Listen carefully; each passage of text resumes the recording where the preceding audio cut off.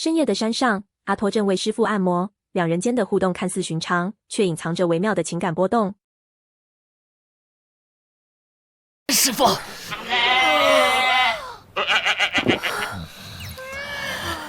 师父。弟子鼓起勇气，试探性地问师父：常年相处在这寂静的山中，是否对他有过特别的想法？师父的反应先是困惑，随后转为严厉：师父，你好端端的干嘛突然踹我？你这孽徒，居然对为师有那种想法，自然。师父解释，这并非弟子的错，而是修为停滞在先天决定，未能突破成为陆地真仙，导致心魔滋生。他递给弟子一枚玉佩，那是当年捡到弟子时随身佩戴的，或许与身世有关。今日你便下山吧。师父，我舍不得你啊！为师也舍不得你，可是你必须了却因果，渡劫成仙，要不然在这1年之内，你必定爆体而亡。师父坦言，自己也将下山，名义上是为了感悟大道，但弟子却一语道破，怀疑师父另有目的。两人间的拌嘴，透露出深厚却复杂的师徒情谊。子言，传说中的那位神医真的会住在这种地方？我也不清楚，但只要能救爷爷，哪怕只有1/1000的机会，我也要尽力一搏。都怪江天笑那个王八蛋，为了逼你嫁给他，居然给唐爷爷下毒，等我看见他，非得咬死他。镜头一转，来到现代都市。紫渊为了救中毒的爷爷，寻找传说中的神医，却意外遭遇车祸。一名男子砸坏了他的限量版跑车，面对巨额赔偿，他竟提出以治病抵债。柔柔气急败坏地追打林峰，指责他砸车又占便宜，场面一度混乱。林峰试图解释这是意外，但柔柔根本不听，情绪激动的要继续动手。我打死你！住手！紫燕及时出面制止，柔柔却不依不饶，抱怨林峰在转弯时碰到了他的胸部。紫燕冷静地为林峰辩护，说这确实不是故意的，并提醒柔柔要控制脾气，否则会影响身体健康。就惨喽！紫燕转向柔柔，询问她是否来自神医村，并打听一位大名鼎鼎的神医下落。柔柔一听，猜测这可能指的是她的师父，便反问紫燕找神医做什么。你找他干嘛？紫燕解释，她的爷爷被人暗算中毒，急需神医下山救治。柔柔听后，遗憾地表示神医已经离开，无法出手相助，但她话锋一转，提出了一个替代方案。什么？只不过救人不一定要找他。柔柔提议，只要紫燕送她下山，她就能帮忙救人，以此抵消修车的费用。紫燕半信半疑，柔柔却突然肚子剧痛，透露自己已经2个月没来月经，今天不知怎么就发作了。不知道怎么就我就说嘛。紫燕再次提醒柔柔控制脾气，林峰却趁机出手。柔柔误以为他又在耍流氓，但很快发现肚子不疼了。紫燕惊讶地问林峰是否真的会医术，林峰谦虚地表示自己比神医还强一点点。紫燕，你终于回来了，怎么样？神医找到了吗？紫燕带着林峰回到唐家，向父亲报告神医已不在的消息。父亲听后绝望地感叹天要亡唐家，但紫燕赶紧介绍林峰，说他医术高明，还治好了柔柔的病。给治好了？才不是呢，我是自己痊愈的，跟这个臭流氓。柔柔立刻否认，坚持自己是自然痊愈，并再次骂林峰臭流氓。林峰不甘示弱的回嘴，两人又吵了起来。这时，江天笑突然出现，紫燕愤怒地叫他滚出去。江天笑一出现，就带着挑衅的语气，质疑紫燕请来的是外高人。他显然不相信有人能治好唐老爷子的病，言语间满是嘲讽。那是位高人。当他看到林峰时，更是夸张的惊呼，完全看不起这位看似普通的年轻人。江天笑直接断言，紫燕这是在加速老爷子的死亡。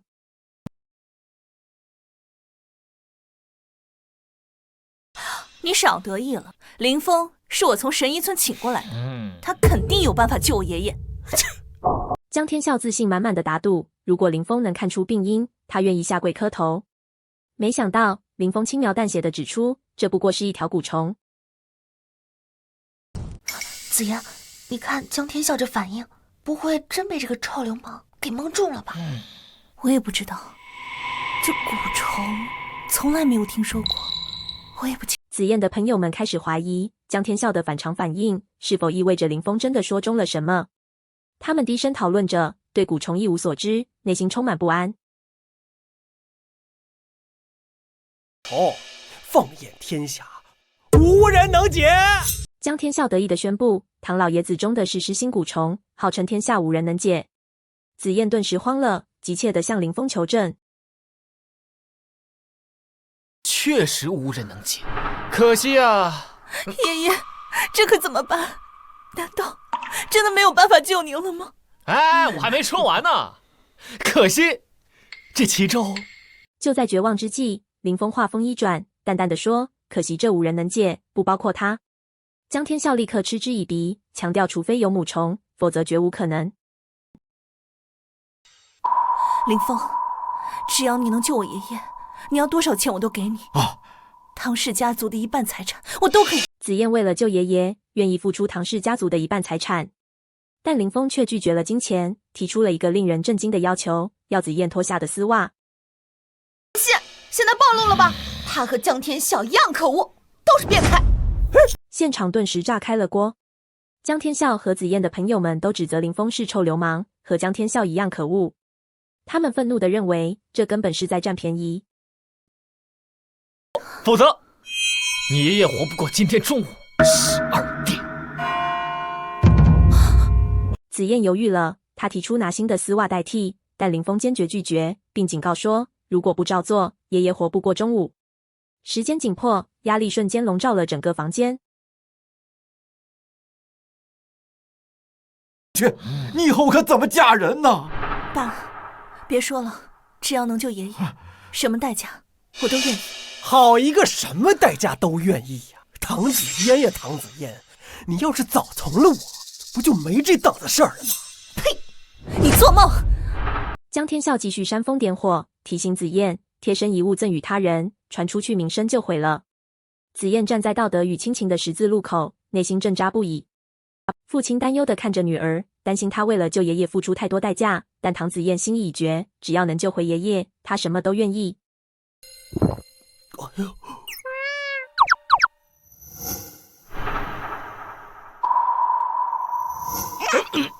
唐紫燕坚决拒绝了对方的无理要求，气氛变得紧张起来。小子，你要是敢骗我女儿，我唐家一定不会放过你的。放心，保证挖到并除。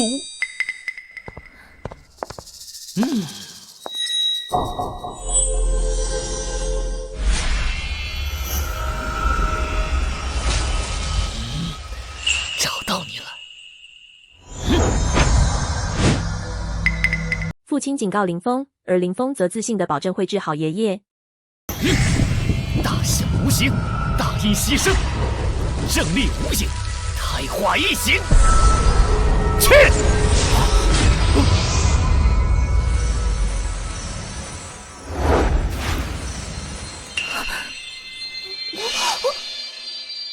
林峰开始施展医术，解释这失心蛊虫的奥秘，需要特殊条件才能引出。紫嫣，我怎么感觉他好像在说你脚臭？哎呀，你别胡说，这分明是在救爷爷呢。旁人质疑林峰的方法，甚至打赌他不可能成功，但唐紫燕依然选择相信。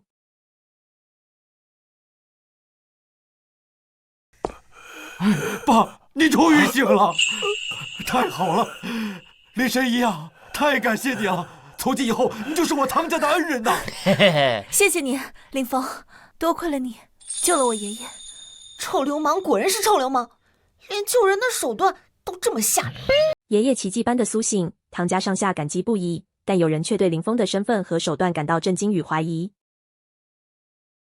那这就是真正的顶级过费。妈的，竟然敢如此羞辱我！我老报仇！那是干什么？弄死他！是。我看谁敢！冲突一触即发，有人想报复林峰，但唐紫燕挺身而出保护他，局势瞬间逆转。行了，你家老爷子我已经治好了，咱们因果两清，我先走了。等一等，唐老爷子坚持要感谢林小友的救命之恩，直接跳过了客套的推辞，展现出他固执又豪爽的性格。必须要感谢啊！那当然了，老夫做事向来是说一不二。老夫决定把我们唐家最珍贵的宝物送给你。那行吧，您老赶紧，我赶时间呢。没想到唐老爷子口中的宝物，竟然是自己的孙女紫燕。这突如其来的提议，让在场所有人都惊呆了。嫁给他呢？住嘴！这唐家还是不是老夫做主啊？老头，我前脚刚治好你，后脚你就让我跟你孙女结婚，你这不是恩将仇报吗？林小友气得直跳脚，觉得这根本是恩将仇报。但唐老爷子却不以为然，开始细数孙女的优点，试图说服她。你少做梦了！以我们紫嫣的条件，要嫁也得嫁给赤霄战神手下那些盖世英雄，怎么会看上你这个臭流氓？赤霄战神，他才是真流氓好吧？当年老子在山上辛辛苦苦给他治病，他倒好，不但对我磨磨蹭蹭，居然还想泡我。幸亏我机智灵敏，才免遭遇难呢。我呸！争执中，林小友爆出了自己与赤霄战神的过往恩怨，语气里带着几分无奈与戏谑。而唐家人则坚持门当户对的原则，反对这桩婚事。你们还嫌弃起我来了？我告诉你们，小爷我可是先天之子，即将渡劫成仙的。要想跟我绑定姻缘，除非他天道认可，降下符旨，不然唐家怕是承受不住哟。你就知道吹牛，怎么不说嫁给你还需要三书六聘、上达天听呢？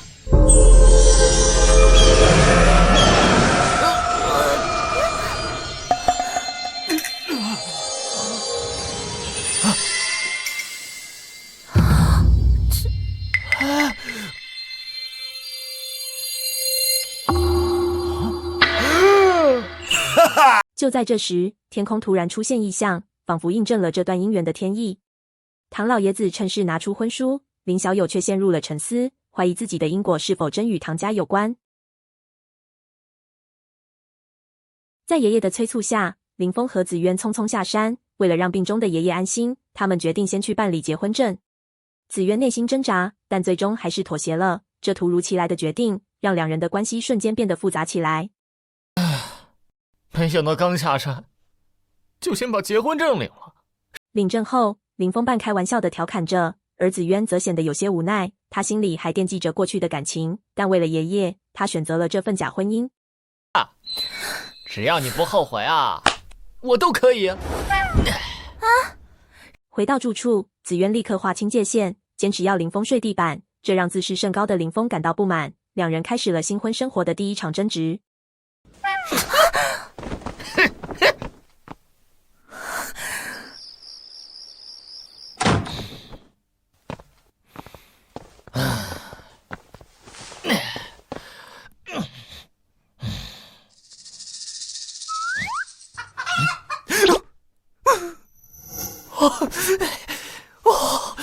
晚餐时，爷爷热情的招待，但林峰却发现酒里似乎被下了药，他开始感到身体不适，怀疑是爷爷的恶作剧。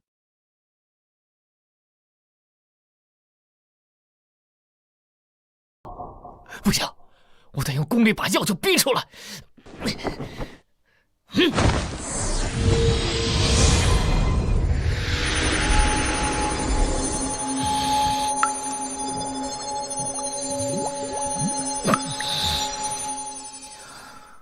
紫渊在房间里反思，担心自己刚才的话太重，但又不想表现出关心。他纠结于对林峰的复杂情感，最终决定为了爷爷的健康，还是去叫他回房。他这个姿势是在修炼，难道他没有骗我？真是修仙之人。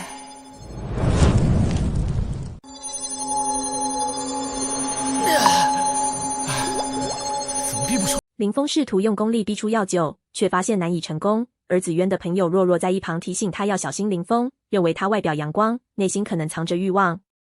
但紫渊却有不同的看法，他觉得林峰虽然不如他心中的英雄，但至少是个好人，而且救了爷爷，这份婚姻或许比嫁给过去的混蛋要好。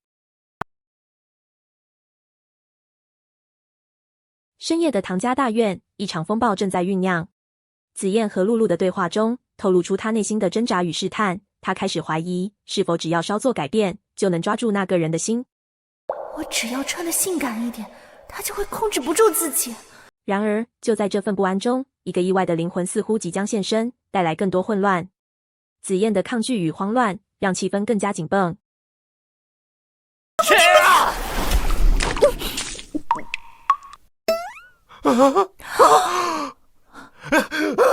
紫燕，你听我解释，这个东西它这是不……误会迅速蔓延。紫燕的父亲试图解释，但言语间充满了无奈。与此同时，唐家内部也掀起波澜。父亲坚持将紫嫣嫁给林峰的决定，引发了家人的不解与争论。真的假的？我要！不是，这俩孩子大晚上闹什么呢？哎，你给我坐下。哦，小两口新婚，积累点正。新婚夫妇的争吵被长辈打断，但这只是暴风雨前的宁静。突然，江天晓闯入，他的愤怒与嫉妒瞬间点燃了整个场面。啊，话也不能这么说，谁让小爷我比你优秀呢？江天笑，谁允许你半夜私闯民宅？你给我滚！唐家的尊严受到挑战，父亲挺身而出，但江天晓的狂妄让他提出了无理的要求，威胁要夺走一切。你做梦！好啊，那就是没得聊了。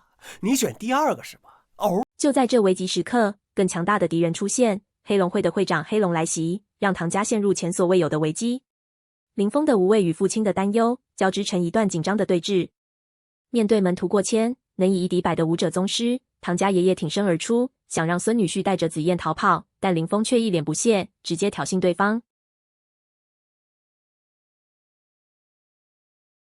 我说，你区区一个武者宗师，就敢帮人出头？林峰嘲讽对方是老寿星上吊，这下彻底激怒了黑龙。唐家爷爷心急如焚，担心刚从山上下来的林峰不了谢宗师的恐怖，把他废了！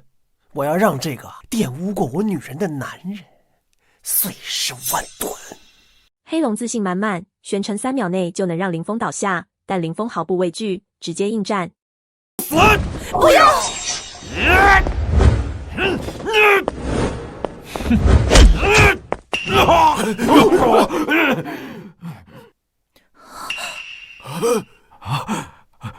没想到林峰轻松击败黑龙，让在场所有人都惊呆了。黑龙的手下一拥而上，却也全被林峰打趴。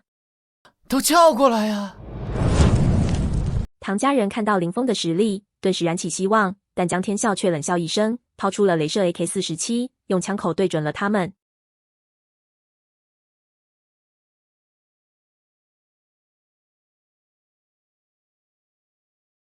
能爆头的。面对这么多枪，唐家人陷入绝望，连爷爷都觉得就算是大宗师来了也难逃一劫。江天笑趁机羞辱紫燕，提出过分的要求。汤子嫣的父亲气得浑身发抖，指着江天笑大骂，但江天笑却更加嚣张，直接威胁要羞辱汤子嫣。唐子嫣，我给你3秒钟，好好考。3。江天笑开始倒数，汤子嫣在巨大的压力下，终于含泪答应了条件。紫嫣，爸，别说了，林峰本来就是因为我才卷进来的。再说，他刚刚……林峰突然站了起来，他的眼神坚定，仿佛在宣告自己的主权。面对江天笑的枪口，他不但不害怕，反而挑衅地提出要试试这把枪。你说什么，小子？你当真不怕死啊？我刚才也说了，他们……江天笑被激怒，命令手下黑狼动手，但汤子嫣急忙阻止，他恳求江天笑放过林峰，语气中充满了无奈与感激。更何况，父亲和爷爷年事已高，实在没有办法经得住这番折腾。林峰机智地提议到外面打斗，以免吓到汤家的长辈。江天笑怀疑他想逃跑，但林峰自信满满，最终江天笑同意，带着手下跟了出去。走，等我回来。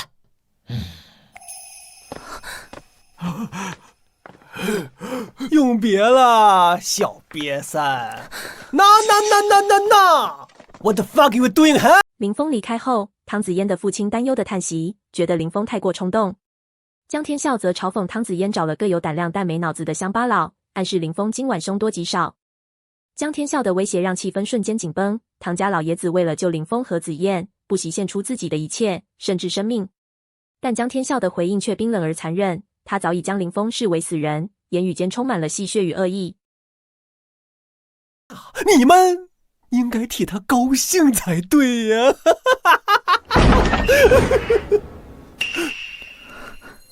江天笑命令手下取来林峰的头颅，意图用极端的方式羞辱他，场面一度陷入绝望。但就在这危急关头，林峰却展现出惊人的冷静与力量，轻松化解了危机，反将江天笑制服。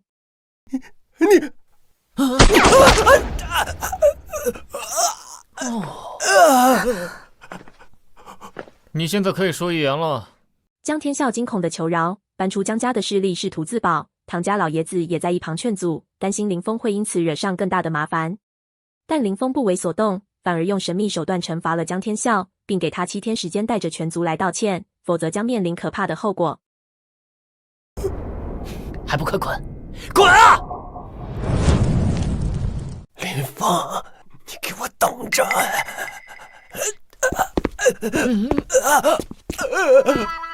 危机暂时解除，子燕关切地询问林峰的状况，两人之间却弥漫着一丝微妙的尴尬。子燕否认自己的担心是出于喜欢，但林峰却调侃起他们的夫妻关系，气氛渐渐缓和。清楚啊，不过有一点我没搞明白，那姓江的为什么总针对你们唐家呀？林峰好奇追问江家针对唐家的原因，子燕犹豫片刻后，在老爷子的鼓励下，终于透露了关键的秘密：天药。这是一种能抑制癌细胞增长的新发明，但尚未完成，或许正是它引来了江家的觊觎。在一个深夜的场景中，唐家正讨论着一种名为天药的珍贵药方，尽管配方尚未完全公开，但它的专利估值已高达100亿，显示出这药物的非凡价值。只不过这天药的发明还没到最后一步，始终无法明白。林峰突然尝了一口天药，引发了唐家人的惊讶和担忧，他们急忙劝阻，但林峰却轻描淡写的评论药效一般，这让唐家成员感到不满，强调这是几代人心血的结晶。天药有点一般呐。林峰展现出惊人的药理知识，准确说出天药的配方成分，包括本年梨、天山雪莲、山山石斛和月光菩提子，让唐家人震惊不已，怀疑他是否偷看过药方。你只尝了一口，就敢说一般？本年梨下参5000。面对唐家的质疑，林峰自信地表示自己是凭借味觉辨识出来的，并指出药方存在问题，人参和雪莲药性相冲，建议改用雪莲子来调和阴阳，以解决无法凝结成丹的难题。难不成你偷看过天药的配方？这我一尝就尝出来了，还用看？唐家人半信半疑，林峰进一步提供升级版的配方，声称只要病人未断气，服用后就能立即康复，这让唐家感到既惊喜又困惑。子妍一时无法理解，但林峰已显得疲惫，准备休息。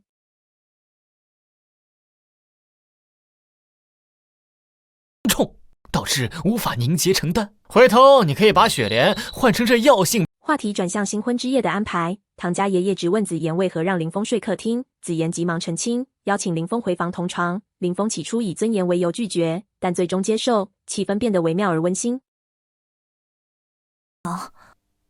但是就算是凝结成丹，这给病人吃。深夜里，一场尴尬的对话正在上演。男子自称修炼多年，能让人百病不侵，却被女子严词拒绝。他画下一条线，警告对方不得越界，语气中带着几分恼怒与防备。不过就不过，有本事，有本事，你永远别过来！你臭流氓！镜头一转，来到医生的诊间。男子焦急地询问病情，医生却支支吾吾，最终透露他得了痔疮，这让男子又气又无奈，场面一度尴尬。林峰，乡巴佬，果然在耍老子！过来，少爷，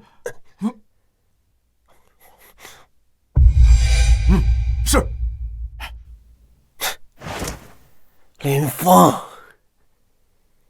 唐子燕。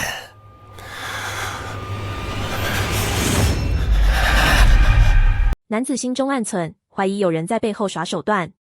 他低声呼唤手下，眼神中闪过一丝狠厉，似乎正酝酿着一场复仇的计划。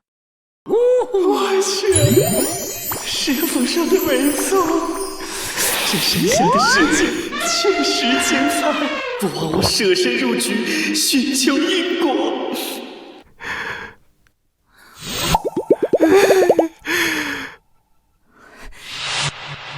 你这个臭流氓，把眼睛给我闭上！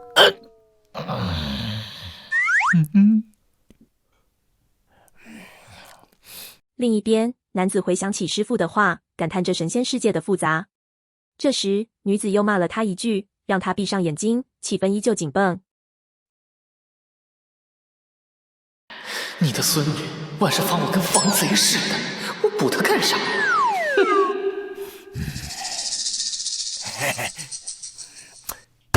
不像话！一大早就唉声叹气的，讲这有什么可怕的？确实是，实在不行，我就把张扎一家子都毒死，怎么样？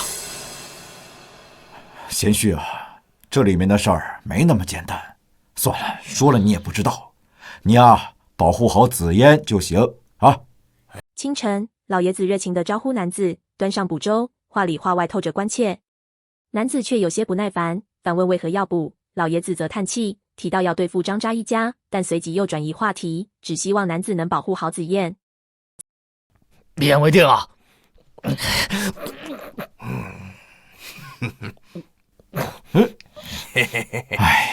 哎呀，老夫这双眼睛不减当年呐，这看人就是准，多好的孙女婿呀！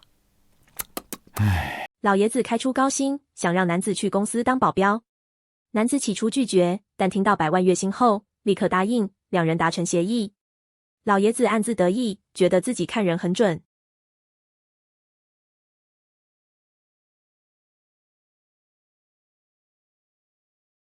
哎，站住！收破烂的，也不看看这是什么地方？公司前台，林峰自称是唐总老公，却被员工们当成疯子嘲笑驱赶。他无奈地喊着唐子燕的名字，却只换来更严厉的威胁。笑死我了！大白天哪来的疯子？去，别耽误我们工作。你老婆要是唐总，那我老婆还是王母娘娘呢，是不是？不是，你们要不信，可以去问那唐子嫣呢。唐子嫣，少废话，再不走，一会儿让你爬着出去。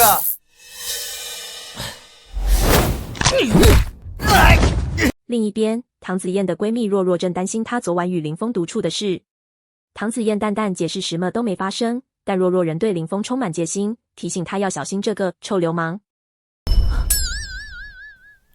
昨天晚上我们都没睡一起，能发生什么呀？这我才不信呢！我跟你说，你可得小心点儿。这个臭流氓答应跟你结婚，绝对没安好心。我是若若，你能不能别总对……唐总，天耀实验有反应了！真的？这时，实验室传来好消息，天耀实验有反应了。团队激动地确认林峰给的配方真的有效，唐子燕立刻下令安排临床实验。立刻开启，安排临床实验，看看药效到底如何。是。子嫣，这药剂新配方你是怎么想出来的？简直太厉害了！其实这配方是有人帮我改良的。天哪，你怎么认识这么厉害、有这么好心的人啊？是不是又是你哪个追求者？长得帅不帅？若若好奇配方来源，唐子燕透露是有人帮忙改良。若若兴奋猜测是追求者，还开玩笑要见见这位金屋藏娇的厉害人物。我会帮你瞒着他的。若若，其实帮我改良配方的人就是林峰。什么？这不可能！子嫣，你是不是被那个臭流氓给骗了？他顶多算是一个村里出来的赤脚医生，怎么可能懂医药研究？是真的。不好了，唐总，楼下有个自称是你老公的人，跟咱们公司的安保队打起来了。什么？唐子燕平静说出真相，帮她的人就是林峰。若若震惊不信，认为林峰只是个赤脚医生，不可能懂医药研究。肯定有你好看。林峰，你没事吧？我能有什么事啊？倒是你这群员工可能有点小疼。突然，员工慌张报告楼下有人自称唐总老公，正和安保队打架。唐子燕急忙赶去，发现林峰轻松制服众人，还幽默关心员工是否有点小疼。他冷静安排受伤员工就医，场面终于平息。啊，你当我愿意了啊？还不是你们家老爷子。林峰，那个药的配方是你改良的吗？配方？啊，你说那天药配方是吧？啊，是啊，不过那玩意儿啊也没什么大用。谁说的？那可是唐家100年的心血，我和子燕研究了好几年，怎么到你这儿就没什么用了？那是因为你们这些年一直都在骗人呢。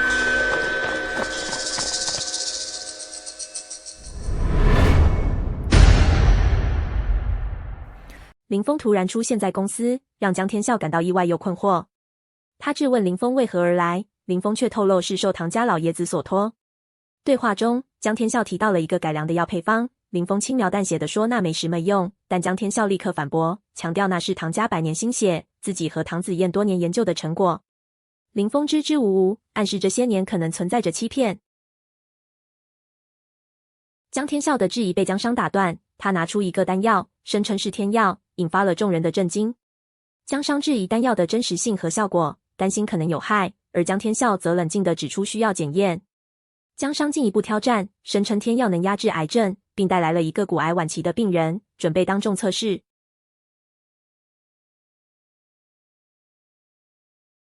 江商提议直接测试，并介绍病人是一位拥有千万粉丝的抗癌博主，骨癌被称为癌症之王，这显然是一场精心策划的公开挑战。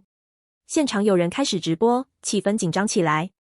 江商得意地宣称要揭穿唐氏集团的假面目，并向唐子燕提出赌约，如果天药治不好病人，整个唐氏集团归他所有。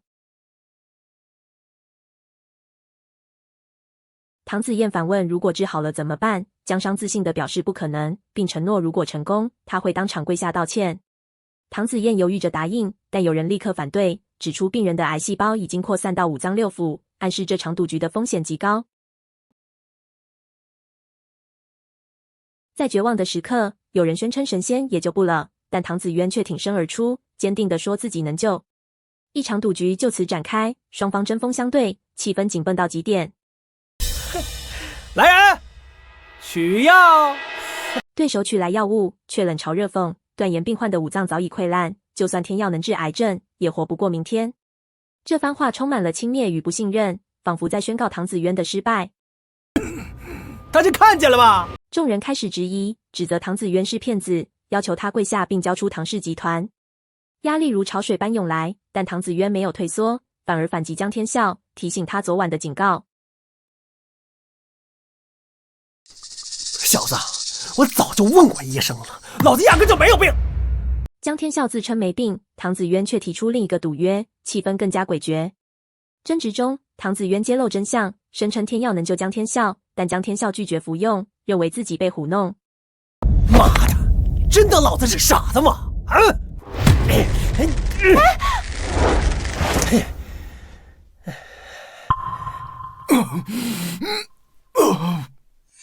天药看似无效，李总等人庆幸自己的选择，而子渊的伙伴开始担忧。但子渊坚持等待，相信林放，内心充满了不安与希望的交织。唐子妍，我实话告诉你，这病秧子的内脏、骨头早就全都烂了。对手再次打击，宣称病患内脏和骨头全烂，活不过明天，断言子渊输了。绝望中，子渊轻声安慰，而奇迹似乎正在酝酿。这个人好像要醒了。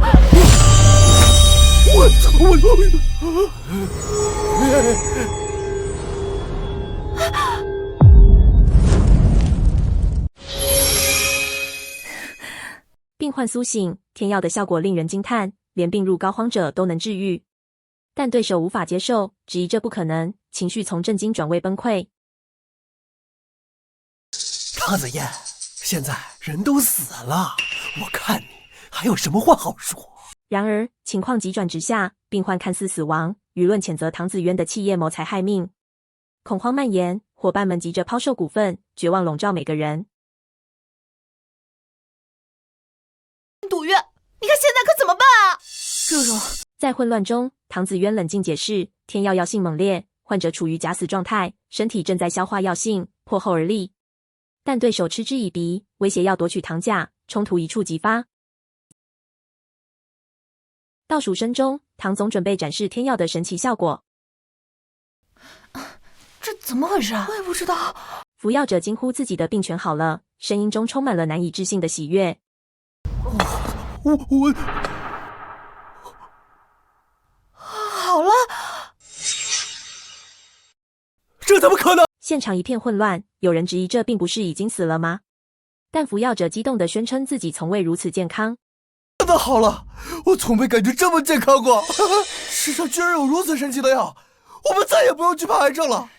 唐总，我要预定100颗，众人疯狂抢购天药，唐总安抚大家，承诺会批量生产并保持亲民价格。王总，你刚刚是不是把咱们的股份全抛了？全抛了！哎呀，保安，把这3个无关紧要的人给我。汪总被揭露抛售股份，保安将他和同伴拖出会场，他们哀求却无济于事。林峰，这次多亏了你，要不是你在，我真的不知道该怎么办了。哎呀，不是，都老夫老妻了，说这些干啥？你要是真想表达感谢的话，不如今天晚上。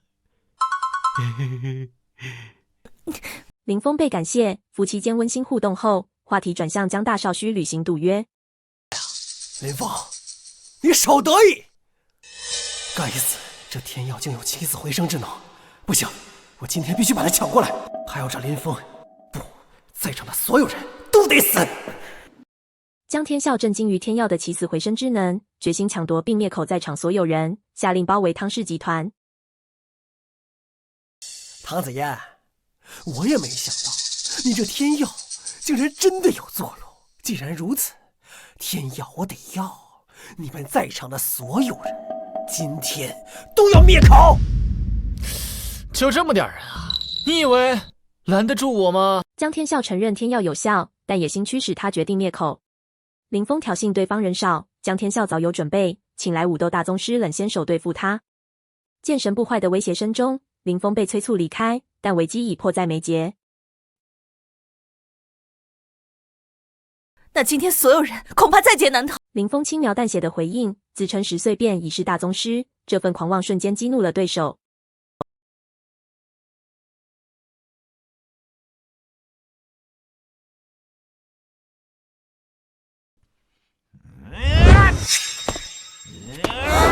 林峰，小心！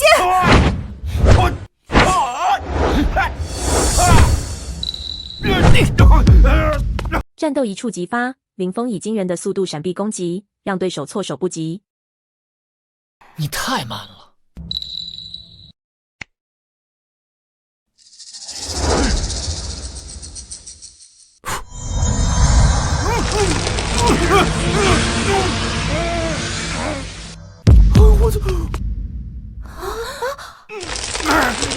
林峰轻松击败对手，并嘲讽山下仁爱动手，转向冷先生质问：“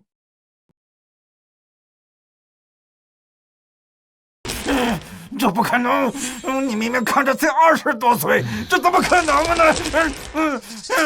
林峰带走冷先生，紫燕目睹这一切，震惊于他击败大宗师的实力，想起爷爷的话，相信他是来拯救唐家的。看来爷爷说的没错，他真的是来拯救唐家的。林峰意犹未尽，想继续练手，但对手难以置信他的强大。不，这绝不可能！你怎么可能比冷先生还强？对手以死亡威胁，林峰却不为所动，反问上京卓少：“卓少，没错，我就是奉卓少之命来谋求唐氏集团的，他要是知道了，肯定饶不了你。这下麻烦了，卓家是3大家族之一，势力更是遍布整个龙国，门下还有10大护法族。唐家担忧卓家的势力，对手趁机要求交出天药，否则后果不堪设想。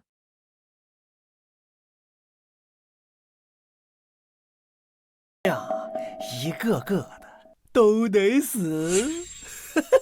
林峰坚定保护紫嫣，无视卓少的威胁，展现出守护的决心。口气不小啊，小子！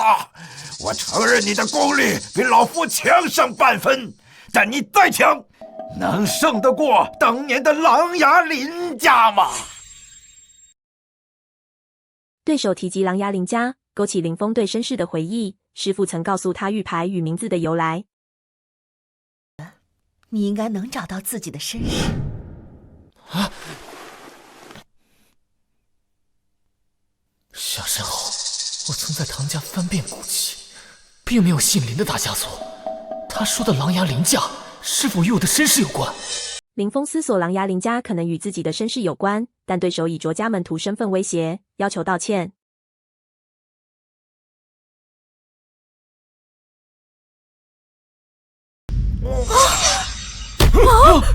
我操！把你知道关于琅琊林家的事全都够。林峰愤怒反击，逼迫对手说出琅琊林家的资讯，周围人惊恐于他无视卓家的后果。唐家陷入危机，卓家的报复如影随形。弱弱焦急地劝说紫妍带着爷爷逃跑，但紫妍坚定地表示，无论如何都会与丈夫林峰共进退。林峰则因冲动行事，让局势更加紧张。挽回了。紫妍，我都说了，我不怕什么卓家。卓尚的出现让气氛骤然紧绷。他嘲讽林峰的胆大，手下办事不力，更激怒了他。卓尚将矛头指向林峰，指责他护着唐家，而紫妍试图以天药为筹码，换取林峰的安全。唐小姐倒是豁得出去，不过我要是把你们所有人都杀了……卓尚的威胁赤裸而残酷，紫妍和林峰意识到讲理无用。林峰挺身而出，卓尚却提出更苛刻的条件，要求林峰自裁。然而，一块玉牌的出现，揭露了林峰的身世之谜。卓尚震惊地发现他是林氏余孽，立刻下令抓捕。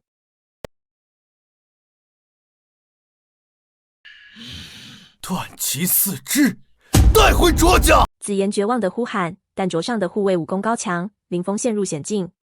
紫妍不惜以天药专利为代价，甚至威胁销毁数据，只为保护林峰。然而，卓尚贪婪地想要一切，天药和林峰的命都不放过。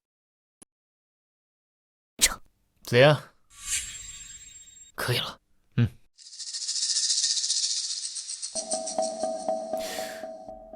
林峰冷静下来，将焦点拉回自己与卓家的恩怨。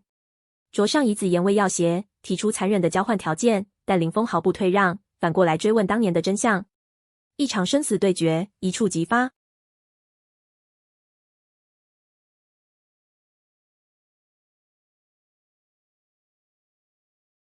卓九思一声令下，战斗瞬间爆发。林峰面对围攻，却展现出惊人的实力，短短时间内便击伤多人，让卓九思大为震惊。他质问林峰是否不怕死，语气中带着难以置信，因为从未见过如此大胆的对手。林峰的反击迅速而致命，卓九思在惊恐中威胁卓家不会放过他，但这一切都无法阻止悲剧的发生。卓九思被击杀，现场陷入混乱，旁观者如惊慌失措，担心卓家的报复，而林峰的同伴则试图安抚他，强调要相信林峰的能力。突然，灵魂术被施展，场面更加紧张。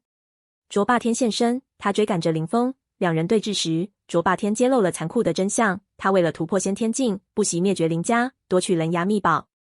林峰的父亲在绝望中恳求儿子忘记仇恨，活下去做个普通人，但这份父爱无法平息林峰的怒火。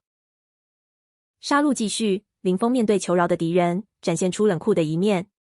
他放走一人，让他带回卓九思的尸体，并宣告20年前的旧账必将清算。这一刻，林峰的复仇之心彻底点燃，他誓言要为父母和家族报仇，夺回被偷走的秘宝。随着因果的出现，林峰意识到师父让他下山，正是为了寻找身世，了却因果。他决心突破成仙，但紫渊担心卓家的报复会引来天谴，劝他逃跑。林峰却平静地表示，这是他的天命，无需逃避。就在这时，异象突生，一剑通金龙，林峰突破至登仙境。天生异象，金龙当空，震惊了远方的观察者。他们猜测这可能是那位传说中的人物下山了。林峰的命运从此迈向新的篇章。卓家父子正密谋着天药专利带来的宏图霸业，他们野心勃勃地想要掌控整个龙国的医药市场，甚至盘算着如何与官方组织赤霄周旋。然而，就在他们沉浸于权力幻想之际，一场突如其来的天地异象打破了平静。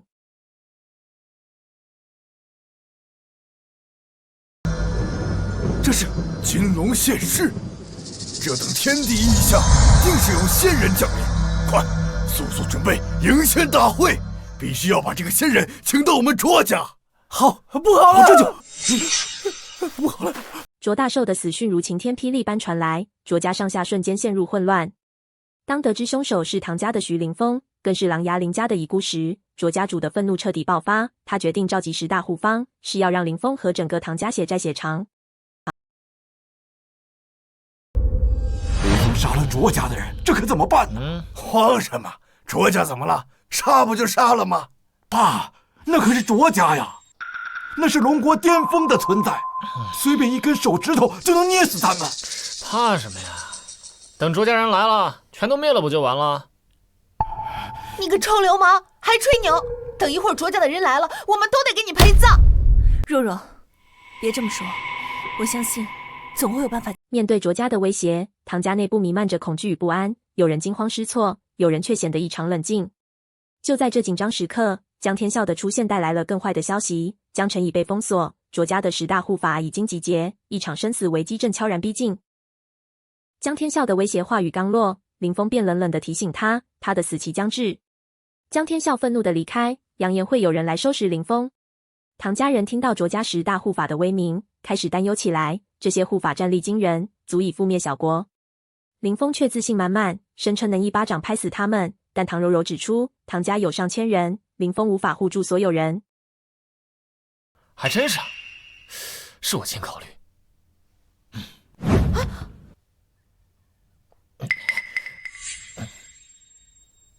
林峰意识到自己的疏忽，将一块牌子交给唐子燕，让他去江城赤霄分部寻求保护。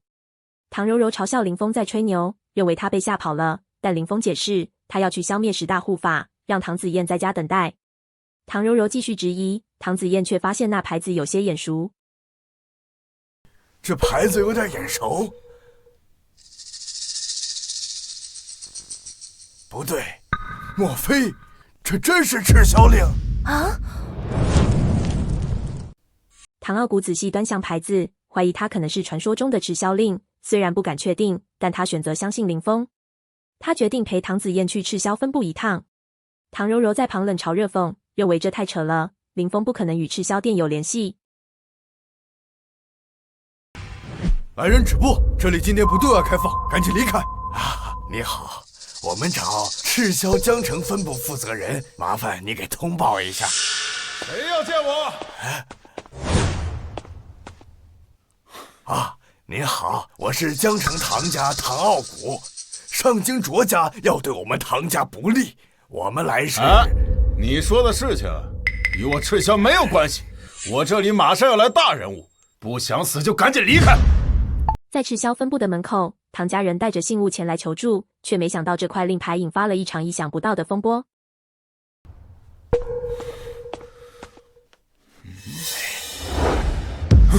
这东西你们是从哪儿得到的？守卫一看到令牌，立刻露出怀疑的神色，质问这东西的来源。唐家人解释这是林峰给的，但话还没说完就被打断了。这是我孙女婿林峰给我的，他特地让……守卫认定这是假冒的信物，愤怒地指责他们不把赤霄放在眼里，并叫来人手准备处理。唐家人慌乱地试图解释，但守卫根本不听，还扬言要销毁令牌。乖，要是让首领看见，我也得被你们牵连。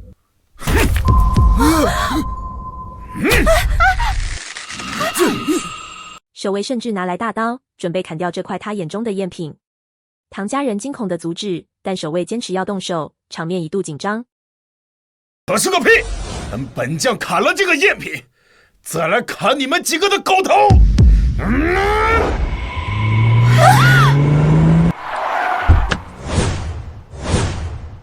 就在千钧一发之际，一个威严的声音响起，赤霄的首领突然出现。守卫连忙上前报告，指责唐家人伪造信物。骗！属下这就将他们绳之以法！首领却厉声斥责守卫，质问唐家人的来意。唐家人赶紧说明情况，提到上京卓家的威胁，并解释令牌是丈夫林峰所给。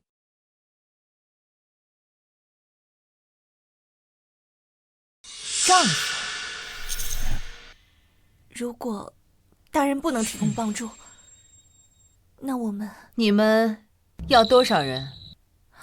首领听完，毫不犹豫地答应提供帮助，下令调动赤霄的所有力量，明日之前赶往江城保护唐家。老人家对林峰的评价，让对话的气氛瞬间微妙起来。子言忍不住抱怨林峰是个臭流氓，还提到他曾经故意摸他胸，这番指控让在场的人都感到意外。若若在一旁听着，心里想着师父下山后的生活，似乎比想象中还要精彩。对了，还想问一句，请问您和林峰是什么关系啊？你猜？赤霄首领提出了一个惊人的条件，要求子言做他5年的贴身侍女。这个要求立刻引发了激烈的反应，子言的朋友们纷纷质疑，甚至怀疑赤霄首领和林峰之间有不可告人的关系。但子言为了唐家的安危，最终选择了同意，展现出他内心的挣扎与责任感。多谢。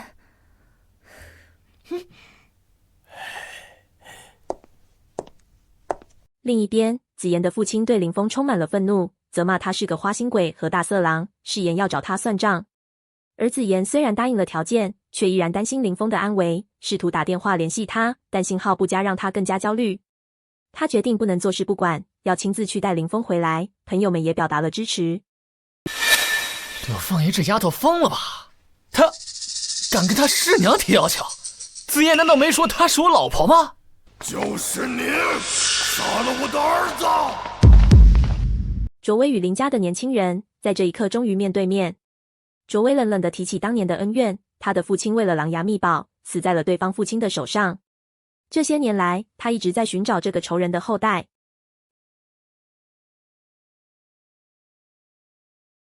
年轻人毫不示弱，反唇相讥，嘲讽卓家满门都是废物。两人的对话充满火药味，卓威被激怒，年轻人则继续挑衅，将卓家比作葫芦娃叫爷爷，言语间尽是轻蔑。卓威压下怒火，冷冷地指出，当年是林家被卓家灭了满门。他宣称今天要杀了这个年轻人，让狼牙林家从此消失。年轻人却反过来威胁，要先杀卓威，再灭卓家满门，以告为先辈。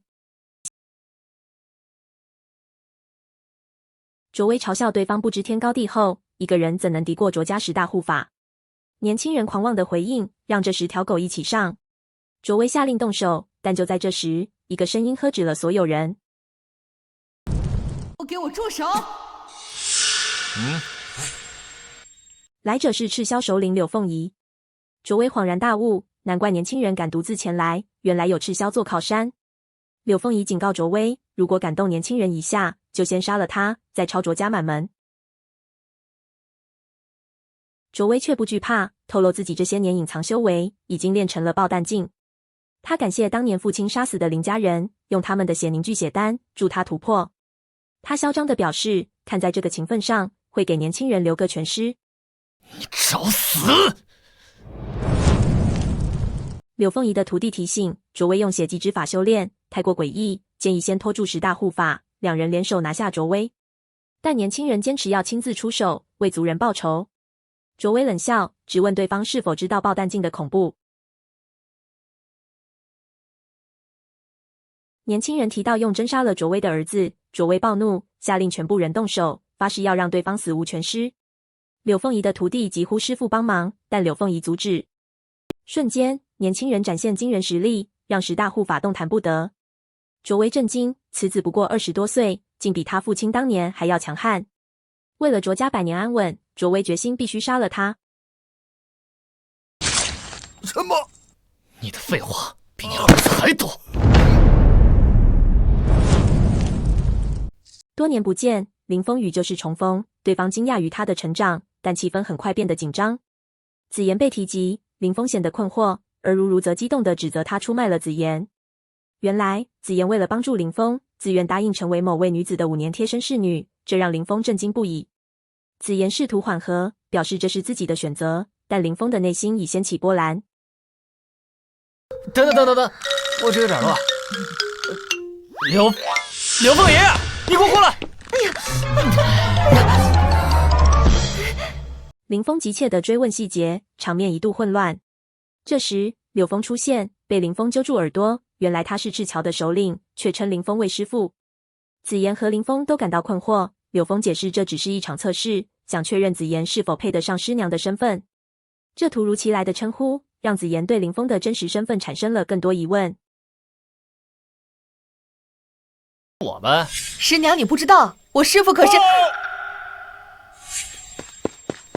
赤桥的部下前来报告，已清剿朱家在江城的势力。柳峰准备返回上京，并邀请林峰和子妍前往。林峰显得犹豫，担心再惹麻烦，但柳峰热情告别。子妍独自沉思，对林峰隐瞒的过去感到不安。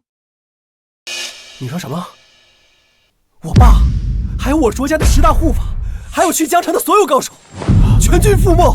是啊，少爷，就这些消息，还是属下冒死打探来的。不可能，这根本不可能！江城唐家怎么可能做到这种事？少爷，据线人说，这次出手的应该是赤霄。你说什么？卓家老爷子突然现身，孙女激动地询问他这20年的去向。老爷子缓缓道出当年围堵林家时被林清玄重创的往事。林家，我被林清玄用剑挑断心脉，险些死亡。还好当时那林氏夫妇也是强弩之末。他回忆起当年10大护法与林氏夫妇同归于尽的惨烈场景。在濒死之际，他从林清玄身上夺得了狼牙固玉，这件宝物不仅保住了他的性命，更让他的修为在深山闭关中不断增长。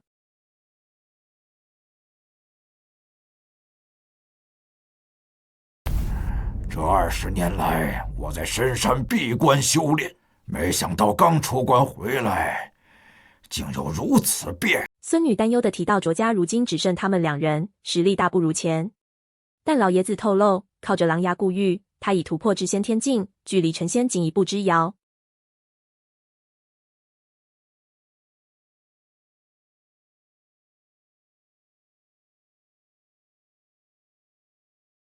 这狼牙古玉还如此功效！当年林清玄能触碰到成仙门槛，应该就是靠了这狼牙古玉。唉，只可惜我的资质不如他，所以无法突破成仙。老爷子坦言自己资质不足，无法像林清玄那样靠此玉成仙。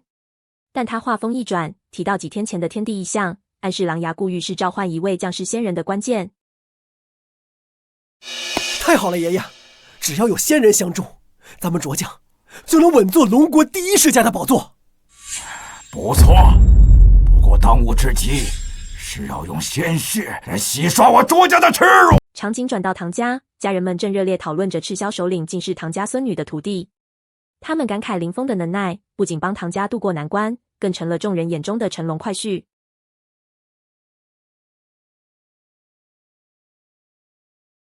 进了。哎呀，说的没错呀！来，姑爷，坐呀！以后在这个家呀，你做主位啊！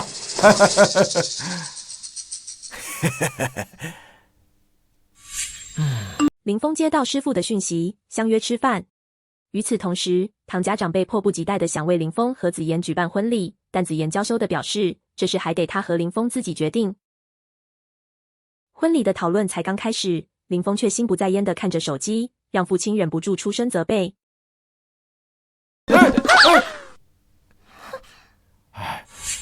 父亲的担忧化为一句疑问，而爷爷更是直接问起了私密的话题，让气氛瞬间尴尬起来。哪有这么问的？误会迅速发酵，爷爷断定林峰是去找别的女人，激动的要带子妍去抓奸。子妍试图阻止，却被父亲的坚持打断。爸，这……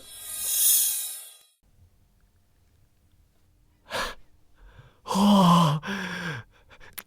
场景一转，林峰遇见了打扮时尚的师傅，两人轻松的斗嘴，师傅还调侃起他的外表和婚姻大事。子妍，你看，他带那个女人来。子妍和爷爷在一旁观察，误会更深了。他们看到师傅给了林峰一张黑卡，怀疑他被包养。子妍更自责地想起林峰过去的经济状况，是我忽略了这一点，都是我的问题。拿了钱别乱花，多给你媳妇儿买点东西。女孩子啊，就喜欢珠宝首饰。听到没有？师傅叮嘱林峰要好好对待子妍，而另一边，子妍带着复杂的情绪找到林峰，误会让他主动拿出100万，想弥补自己的疏忽。别的女人？也都看见了是吧？林峰试图解释师傅的身份，但子妍根本不信，他宁可承担所有责任，也不愿接受这个看似荒谬的说法。那，子妍，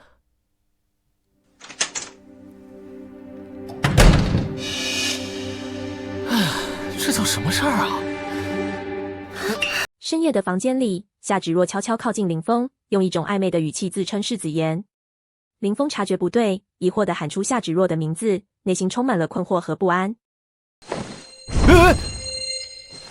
林峰，我知道，像你这……夏芷若开始大胆表白，她说自己喜欢林峰很久了，甚至愿意偷偷做小。这突如其来的告白让林峰措手不及。林峰内心挣扎，他意识到这是一场考验，但身体的本能反应却让他更加慌乱。怎么了，林峰？你难道不喜欢我？夏芷若继续用言语挑逗，试图动摇林峰的意志。林峰努力克制自己，最终鼓起勇气直问夏芷若，提醒她这样做对不起子妍。夏芷若却不以为然，认为男人在外面偷腥是常态，并保证不会告诉子妍。你放心，我不会告诉子妍的。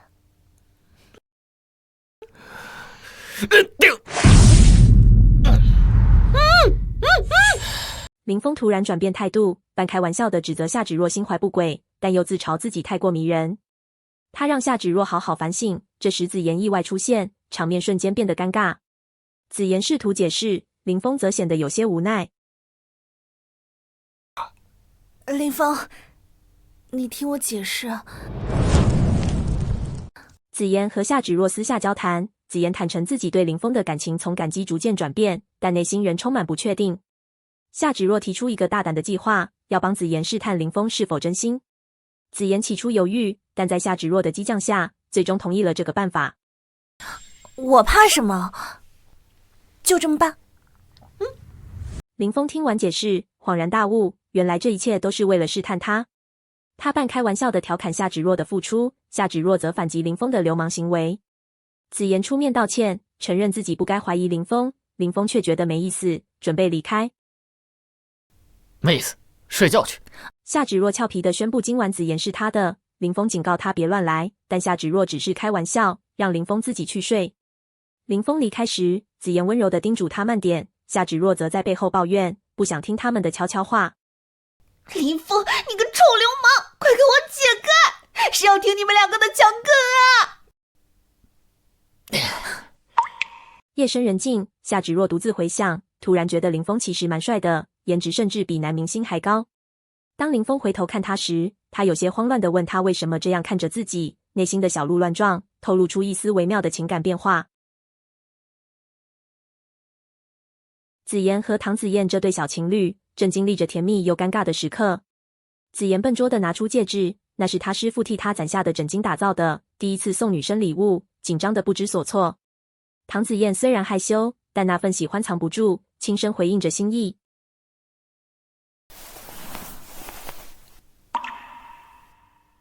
喜欢，不过我最喜欢的还是你。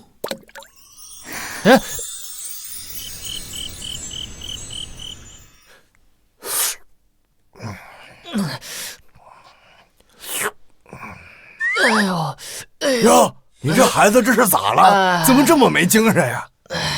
清晨，爷爷关切地询问，小两口却因昨晚的事略显疲惫。爷爷调侃着地上药酒，子言身为仙人，自然用不上这些。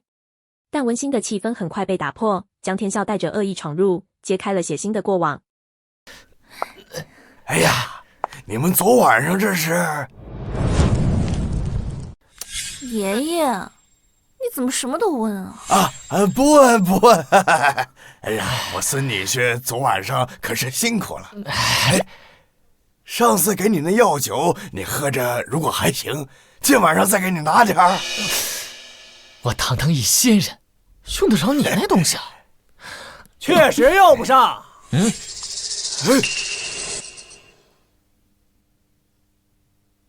因为今天你们都……江天笑，你又来干什么？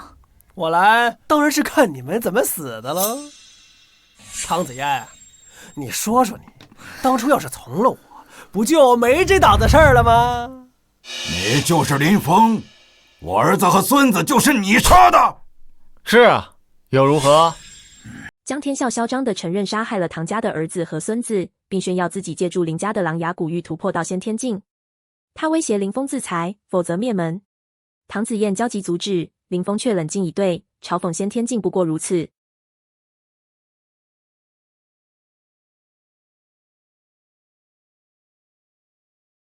大门，小子，你现在自裁谢罪，本少可以答应留唐家一条活路。以后给我当狗。林峰，千万不要答应他。区一个先天境就敢过来送死，你们卓家好大的口气！既然给脸不要，那老夫就亲自出手送你一程了，也算了了林家的因果。孙女婿小心！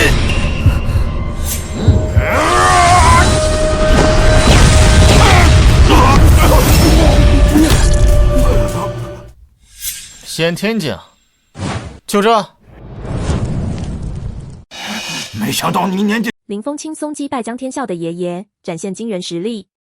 但江天笑不甘心，搬出仙人作为底牌，声称狼牙古玉是仙人凭证，现在在他们手中。他催促卓昭请出仙人，危机瞬间升级。唐子燕急切地催促林峰逃离。他在我们手里，就是卓昭，快把仙人请出来，灭了这小子！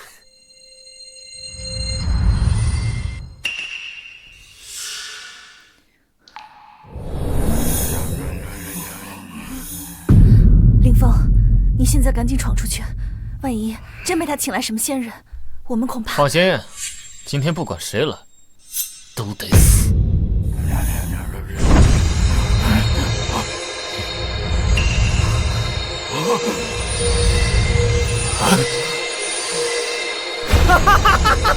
成功了！林峰，仙人就要来了，你的死期到了！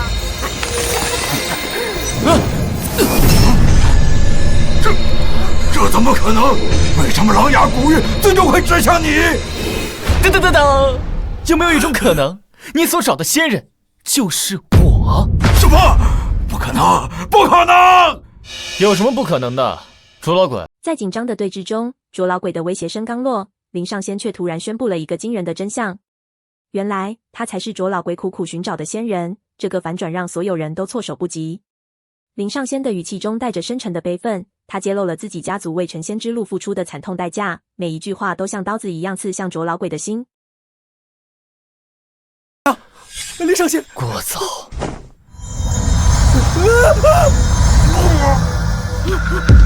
人呢？人呢？卓老鬼意识到自己大难临头，惊恐的跪地求饶，声音颤抖着承诺要当牛做马。但林上仙只是冷冷的回应，宣告时辰已到，他的命运已经无法挽回。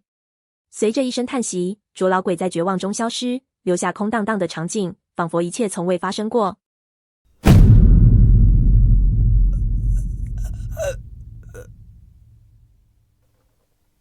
爸妈，这是你们儿媳妇唐子妍。爸妈，以后的日子我一定会好好照顾林峰的。画面一转，来到一个温馨的时刻。林峰带着妻子唐子妍向已故的父母介绍他，言语间充满爱意和承诺。唐子妍也温柔的回应，表示会好好照顾林峰，两人的互动流露出深厚的感情。那真是太好了！太好了，我要当爸爸了！